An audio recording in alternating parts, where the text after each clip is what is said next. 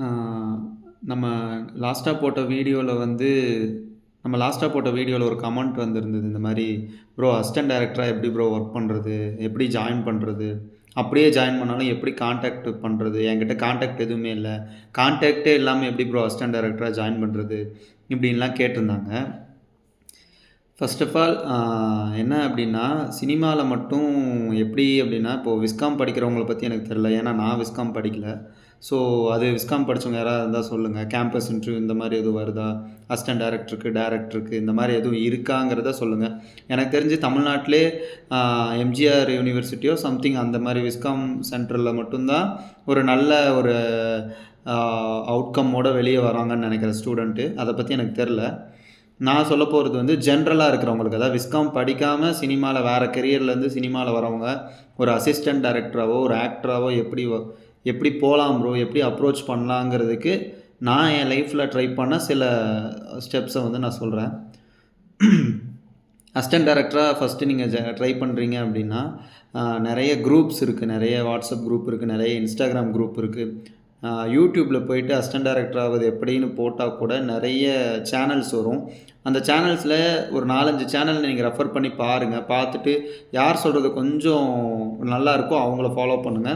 ஆரம்பத்தில நான் அசிஸ்டன்ட் டைரக்டரா ஆகும்போது, நான் அப்படி சேனல்ஸ்ல ஃபாலோ பண்ணி ஆடிஷன் கால், டைரக்டர் என்ன சொல்றது, அசிஸ்டன்ட் டைரக்டர் கால் இந்த மாரி வந்து அசிஸ்டன்ட் டைரக்டர் வாண்டட், நீடட்ங்கிற இந்த மாரி போஸ்டர்ஸ் நெறைய இது வந்து எனக்கு ஷேர் பண்ணுவாங்க.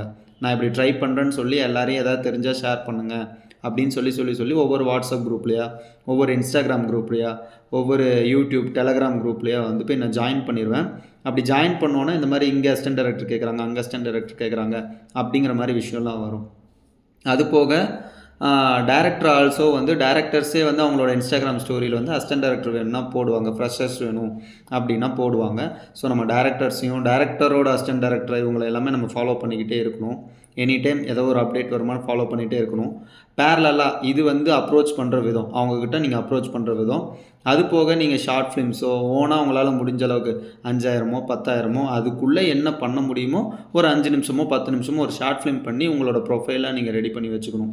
இது 2த்தையும் பண்ணிவிட்டு உலக சினிமா பார்க்குறது, உங்களோட ஜென்ரல் சினிமா நாலேஜை நீங்கள் வளர்த்துக்கிட்டு, அதுக்கப்புறம் வர அசிஸ்டன்ட் டைரக்டர் காலில் வந்து இல்லை வந்து என்ன சொல்கிற அசிஸ்டன்ட் டைரக்டர் வாண்டட்னு சொல்லி அதாவது இன்டர்வியூ வைக்கிறாங்க அப்படின்னா, நீங்கள் அதில் போய் பார்ட்டிசிபேட் பண்ணலாம். உங்களோட ரெஸ்யூம் அனுப்பலாம். உங்களோட ப்ரொஃபைல் ரெடி பண்ணிக்கலாம். உங்களோட ஷார்ட் ஃபிலிம் லிங்க்கை வந்து இப்போது நிறைய டெவலப் ஆயிருச்சு. அதனால் நீங்கள் லிங்க்கே வந்து ஒரு மாதிரி டிஃப்ரெண்ட்டாக ஏஐ வச்சு எதாவது பண்ணி நீங்கள் கொடுக்கலாம். இந்த மாதிரி விஷயம்லாம் இருக்குது. இப்படிலாம் பண்ணிவிட்டு நீங்கள் வந்து ஜென்ரேட் பண்ணிக்கலாம். இந்த லிங்க் ட்ரீன்னு கூட இருக்கு இல்லையா, அந்த மாதிரிலாம் நீங்கள் கொடுக்கலாம். ஸோ அப்படி கொடுத்து உங்களை வந்து உங்களோட ப்ரொஃபைலும் உங்களோட ஷார்ட் ஃபிலிமும் நல்லா இருக்கிற பட்சத்தில் அவங்க அடுத்த ரவுண்டு கூப்பிடுவாங்க. நீங்கள் ஃப்ரெஷராக இருந்தாலும் பரவாயில்லன்ட்டு அவங்க செலக்ட் பண்ணுறதுக்கு வாய்ப்பு இருக்குது. மொதல் ஸ்டெப் அசிஸ்டன்ட் டைரக்டராக இப்படி தான் போக முடியும், வேறு வழி இல்லை. அதை தாண்டி ஒரு விஷயம் இருக்குது. உங்கள் ஃப்ரெண்ட்ஸ் வந்து டைரக்டராக இருந்தாலோ, இல்லை அவங்க அசிஸ்டன்ட் டைரக்டராக இருந்தாலோ ரெஃபரன்ஸ் மூலமாக ப்ரோ அசிஸ்டன்ட் டைரக்டராக ஆகணும்னு ஆசையாக இருக்குது ப்ரோ, ஏதாவது கொஞ்சம் கேளுங்க ப்ரோ, ஏதாவது ரெஃபர் பண்ணுங்க ப்ரோ அப்படின்னு சொல்லி ரெஃபரன்ஸ் மூலமாக போகலாம். அந்த கான்டாக்ட் இல்லாதவங்க கான்டாக்ட் வளர்த்துக்கிறதுக்கு நான் சொன்னது மொதல் ஸ்டெப்பு. கான்டாக்ட் இருக்கிறவங்க ஆட்டோமேட்டிக்காக உங்களுக்கே தெரியும், ரெஃபர் பண்ணி நீங்கள் அசிஸ்டன்ட் டைரக்டராக உள்ளே போகலாம். அப்பயுமே உங்களுக்கு ஒரு சின்ன சின்ன டெஸ்ட் வைப்பாங்க. இப்படி தான் நீங்கள் அசிஸ்டன்ட் டைரக்டராக சினிமாவில் போக முடியும்.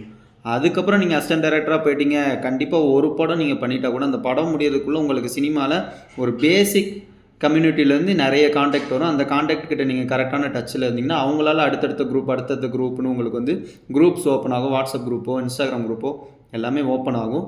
அதுக்கப்புறம் அவங்களோட கான்டாக்ட்ஸ் வச்சு நீங்கள் கான்டாக்டேவே உங்கள்கிட்ட 10 கான்டாக்ட் இருக்குது. அந்த 10 கான்டாக்டை 20 கான்டாக்டை எப்படி மல்டிபிள் பண்ணணுமோ அப்படி நீங்கள் மல்டிபிள் பண்ணிவிட்டு உங்களோட சர்க்கிளை வந்து எலாபரேட் பண்ணிட்டு டெவலப் பண்ணிகிட்டே போகலாம். இது போக நிறைய ஃபெஸ்டிவல்ஸ் இருக்குது, ஷார்ட் ஃபிலிம் ஃபெஸ்டிவல்ஸ் போய் கலந்துக்கிட்டு அங்கே பேசி பழகி நிறைய ஃப்ரெண்ட்ஸ் வச்சுக்கலாம். ஸோ இப்படி வச்சு தான் நீங்கள் சினிமாவில் மூவ் பண்ண முடியும். சினிமாங்கிறது ஒரு டீம் ஒர்க். அதே மாதிரி சினிமாவில் நீங்கள் ஒரு இடத்துக்கு போகணுன்னாலும் ஒரு டீம் ஒர்க்கெலாம் போக முடியாது. ஸோ உங்கள் ஃப்ரெண்ட்ஸ் நிறைய பேர் நீங்கள் சினிமா ஃப்ரெண்ட்ஸை வளர்த்துக்கோங்க. அது போக உங்கள் ஸ்கில்ஸை டபுள் மடங்காக வளர்த்துக்கோங்க. நீங்கள் ஸ்கில்ஸை வளர்த்துக்கிட்டாலே ஆட்டோமேட்டிக்காக உங்களை தேடி வந்து ஃப்ரெண்ட்ஸ் வருவாங்க. ஸோ டேலண்ட்டு தான் முக்கியம். மெயினாக உங்களோட டேலண்ட்டை வளர்த்துக்கோங்க. எப்படிலாம் கற்றுக்க முடியுமோ கற்றுக்கோங்க. சினிமாவை பற்றி நல்ல விதமாக யார் சொன்னாலும் தயவு செஞ்சு அவங்கள ஃபாலோ பண்ணி அவங்ககிட்ட என்ன இருக்குதோ எல்லாத்தையும் நீங்கள் கற்றுக்கிட்டு நீங்கள் உங்களை ஸ்கில் டெவலப்மெண்ட் பண்ணிக்கிட்டே இருந்தீங்கனாலே போதும். ஒரு நாள் நீங்கள் அசிஸ்டன்ட் டைரக்டர் ஆகிடலாம்.